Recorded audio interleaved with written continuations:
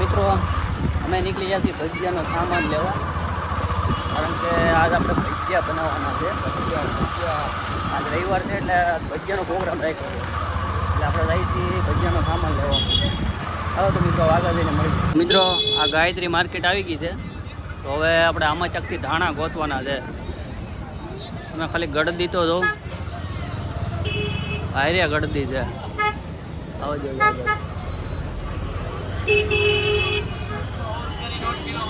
અમે ઓલા પણ એટલે ભાઈ તો આવે ત્યાં મિત્રો આપણે ધાણા લેવાના છે.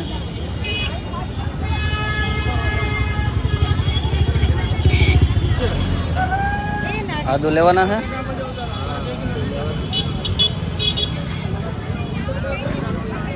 मरचा 20 रुपया दो मेरे को।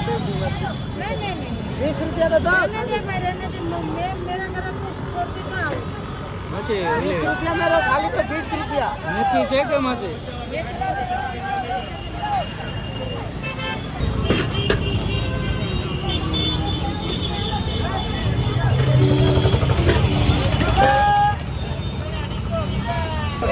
લેવી છે બે.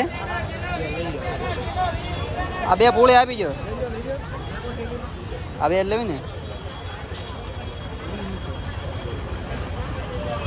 આનું છે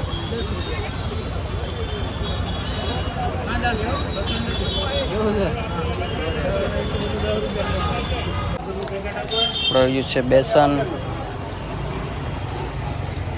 હા કોનું છે બેસન ગાય બે. આંબલી કયું છે ખજૂર. તો મિત્રો આપણે બધી વસ્તુ લઈ લીધી છે. હવે ઘરે જઈ અને બધી વસ્તુ સુધારી અને ભજીયા બનાવવાની શરૂઆત કરીશું. ચાય લેવાની રહી છે હજી સાઈઝ બાકી છે.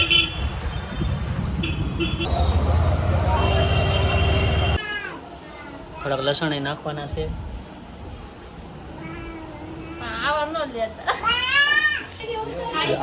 આ ભજીયા ખાવા માટે આવી ગયા છે. ત્યાર માથે આવે. ત્યાર માથે આવવાનું હોય ને આ બનાવવા કોણ લાગે છે. અહીંયા બને છે ચટણી. આમાં તો अरे कहना क्या चाहते हो?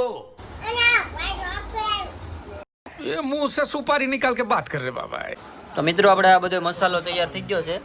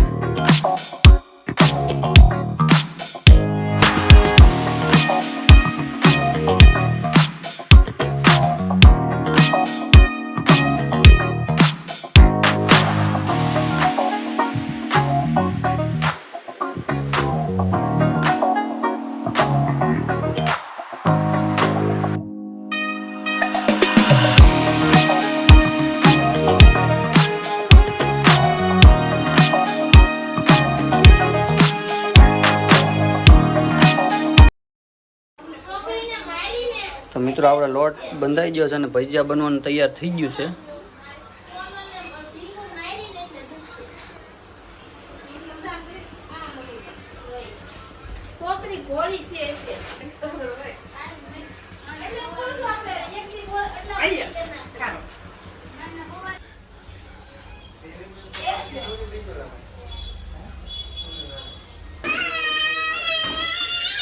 લઈ જાને એટલે ઘડી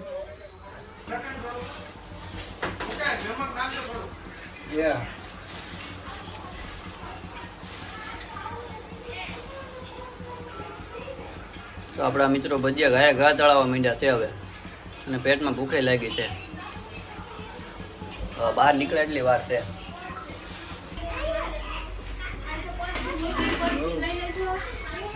પાણી ભરી દેતો.